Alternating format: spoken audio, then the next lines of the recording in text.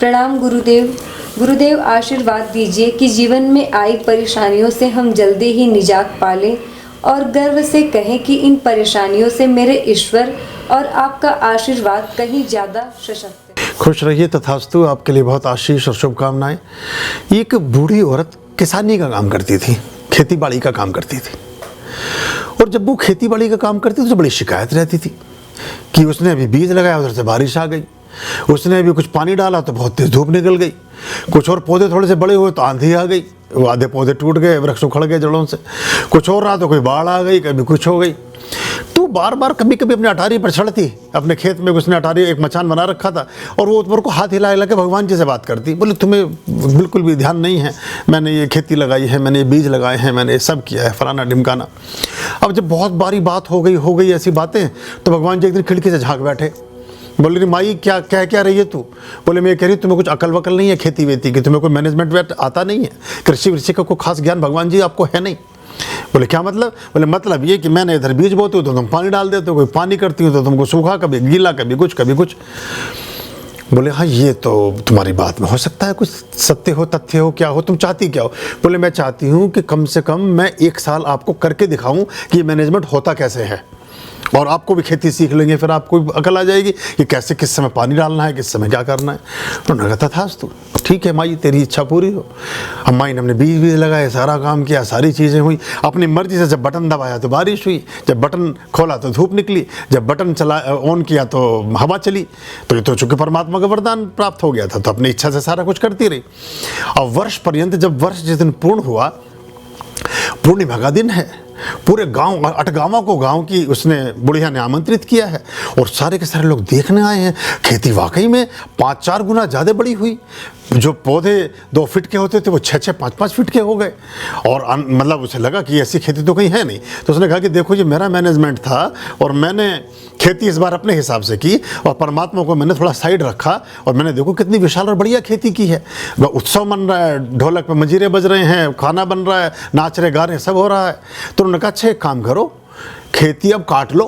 तो थोड़ा सा जब वो एक किनारे से खेती को काटा गया, जो गेहूं की बालियां काटी गई, तो वो गेहूं की बाली में गेहूं नहीं था।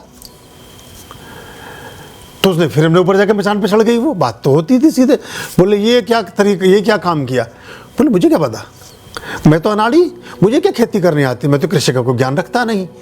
तुमने अपनी सुविधा से सारा कुछ चलाया, तुमने अपनी सुविधा से सारा काम किया, तो मुझे क्या पता इसमें अनाज का दाना क्यों नहीं लगा या क्या लगा। ये तो मैं तुमसे पूछूं कि भाई मुझे सिखाओ कि इसमें दाना अलग से चिपकाएंगे कि अंदर से निकलेगा कि क्या होगा। उसने कहा कि जीवन का जहाँ संघर्ष है, जहाँ प्रतिकूलता है, जहाँ विपरीत और विलोम आभास है, वहीं जीवन में फल उगता है, वहीं अनाज का जन्म होता है। जितने झंझावात हैं, जब वो पौधा आंधी सहेगा अपने पनपने के समय पर तो स्ट्रांग बनेगा, जब वो बाढ़ सहेगा तो उसकी जड़ें जमेंगी, जब उसे शेड की ज़रूरत होगी और उस पर धूप पड़ेगी तो उसका एक प्रखर रूप सामने की तरफ आएगा। तो जीवन में जितना अधिक संघर्ष और झंझावात और परेशानियाँ और दिक्कतें अनुभव होती हैं, जो प्रतिकूलताएँ हैं, वो जीवन में फलित होती हैं, फलों को जन्म देती हैं। हमारा जीवन पुष्पित, पल्लवित और सुगंधित और सुवासित स्वीकार्य और ग्राह्य होता है। और जो सुविधाओं में बहुत आसानी से अपने मुताबिक अपने जीवन को जीना चाहते हैं, वो जिंदा तो होंगे, देखने में अच्छे लगेंगे, आकर्षक भी होंगे, लेकिन बाली में गेहूं का दाना ना होगा। और बाली में गेहूं का दाना उसके मैनेजमेंट से चलता है। तो उत्तर ये था शिल्पा की बात का कि जीवन में संघर्ष, मैं तो एक वरदान और दूं आपको, मैं सबको वरदान दूं कि आपका जीवन थोड़ा सा संघर्ष में भी हो। क्योंकि जिन्होंने चांदी की स्पून में जन्म लिया है वो मस्खरे का काम करते हैं। वो जहाँ खड़े होते हैं उन्हें खुद ही पता नहीं कि क्या बोलना है, क्या करना है। बड़े पदों पर पहुँचना बड़ा आसान है, लेकिन आप कैसे हों ये तो बड़ी मुश्किल बात है। अब गेहूं तो बड़ा होगा, देखने में सुंदर भी लगेगा, अच्छे जगह प्रतिष्ठापित भी होगा, लोग पार्टी भी करेंगे, पर दाना नहीं मिलेगा बाली में। तो दाना जो लगना है बाली में वो प्रतिकूलता से लगता है, ये संघर्षों से, परेशानियों से लगता है।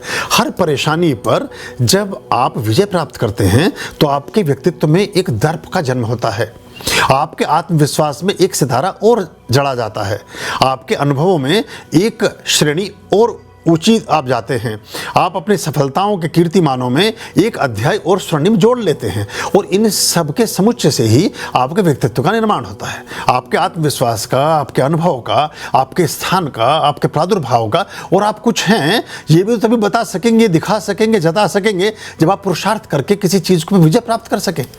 तो आपके सम्मुख बहुत चुनौतियाँ आएँ, आपके सम्मुख बहुत परेशानियाँ आएँ, और सब पे आप विजय पताका फहराते हुए आगे बढ़ें, तो आप एक श्रेष्ठ, स्वीकार्य, सम्माननीय और अच्छे व्यक्ति या महिला या पुरुष के रूप में समाज में प्रतिष्ठापित होते हैं। अब IAS IPS का इतना सम्मान क्यों है? क्योंकि परीक्षा थोड़ी कठिन है।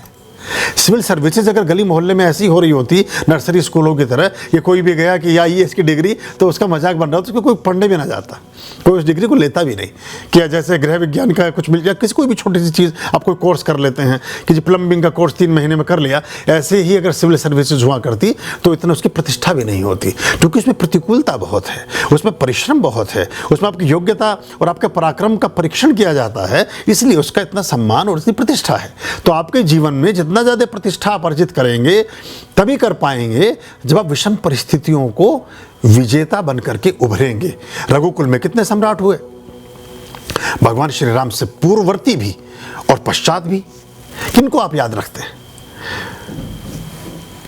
सम्राट दशरथ के शायद पिताजी का नाम ना बता पाए कोई, दादाजी को तो बिल्कुल ना बता पाएगा, और परदादा को तो बिल्कुल भी नहीं, और भगवान श्री राम के पोते पड़पोते के बाद भी शायद ना बता पाएंगे। अब लव कुश पे जाके लगभग कहानी खत्म सी हो जाती है। कुछ ज़्यादा अनुसंधान करता हूँ, 1-2 पीढ़ी को और जान जाएंगे। कहाँ गए सब सम्राट? 10,000 वर्ष का इतिहास है। सम्राट तो हजारों हुए होंगे, डेमोक्रेसी तो 70 साल पहले आई है, राजा राजपाट तो चल ही रहा था तब से अब तक। कहाँ गए सब लोग? उनके जीवन में सम्राटों के सुख था, आनंद था, वैभव था, सुविधाएं थी, जिधर नज़र डाली उधर से चीज़ें और सब चीज़ें उपलब्ध थी, तो वो इतिहास का पन्ना ना बन सके। भगवान श्री राम के जीवन में जितने अधिक संघर्ष थे, उसमें मर्यादा चित्त रहते हुए मर्यादा पुरुषोत्तम इसीलिए कहलाए, मर्यादा अनुसार। बहुत मौके ऐसे आए जिसमें वो थोड़ा बहुत इधर उधर उलट फेर कर सकते थे ना, उसे ना करते हुए 2000 किलोमीटर, 5000 किलोमीटर, 2500 किलोमीटर की दूरी पर भाई बैठा है, और कोई भाई विपन्न नहीं है, भाई कोई किसी पर आश्रित नहीं है, भाई एक बहुत बड़े सूबे का, बहुत बड़े राज्य का सम्राट है। भरत और शत्रुघ्न 2 भाई राजकाज चलाते हैं, और वो वहाँ संघर्ष रहता है 2500 किलोमीटर की दूरी पर। कितने झंझावात जीवन में आए, एक संदेश नहीं भेजा कभी अपने परिवार में कि मैं तेरा मदद भेज दो, तेरा इस बार या कुछ खाने को नहीं है, राशन भेज दो। 14 वर्ष कम अवधि नहीं होती है, कोई संदेश कभी नहीं भेजा। और तो और भाइयों ने भी कोई खास मदद का प्रकल्प भी नहीं रखा। जब एक उल्लेख आता है कि हनुमान जी संजीवनी बूटी लेके जा रहे हैं, तो जब भरत अयोध्या में ही हनुमान जी को नीचे उतरना पड़ता है संजीवनी बूटी लेकर के, तो वहाँ वृत्तांत का जिक्र होता है, तो बताया जाता है कि आप ही के भाई वहाँ मूर्छित पड़े हैं, उनके लिए संजीवनी बूटी ले जाई जा रही है, और ऐसे ऐसी कहानी है। तब भी कोई नहीं कहता कि हम मदद के लिए चलते हैं। इससे बड़ा और जीवन में मृत्यु सम्मुख आन खड़ी हो, तब भी ना कोई कहे कि हम आपकी मदद करते हैं, फिर कब करिएगा मदद? फिर भी मदद ली भी नहीं। और किन से मदद ली?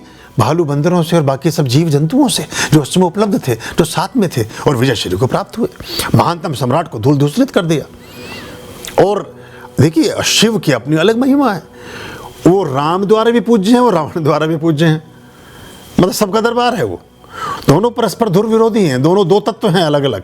एक तमस की पराकाष्ठा है, एक सत्व की पराकाष्ठा है, लेकिन दोनों पर वरदहस्त है। लेकिन विजय श्री किसको देनी है? जिन्होंने जीवन में सभी पुरुषार्थों में अपने नीति नियमों को सर्वोच्च रखा हो। बहुत अवसर ऐसे है जिसमें थोड़ा बहुत इधर उधर कर नहीं किया, जहाँ जैसी चीज़ करनी थी उसको वैसे ही किया। वो मान्य है, इसलिए इतने 1000 वर्षों बाद भी हम उनको पूजते हैं, उनकी पूजा करते हैं, और एक मर्यादा पुरुषोत्तम, पुरुषों में उत्तम होते हुए वो अवतार की संज्ञा और श्रेणी को उपलब्ध हुए, भगवान बन गए। तो ये एक बड़ी बात है। तो आप अपने जीवन में बहुत सुविधा और सुख की उम्मीद मत करना। बिना फल की, बिना बीज की बाली होगी, वो कोई फ़ायदा नहीं है उसका।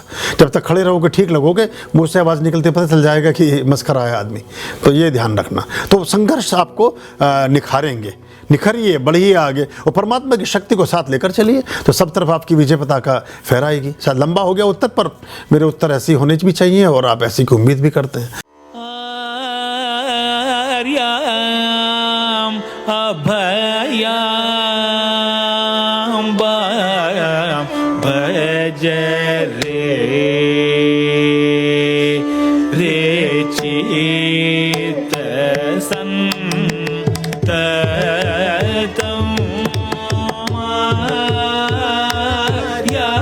मायाम् अभयाम्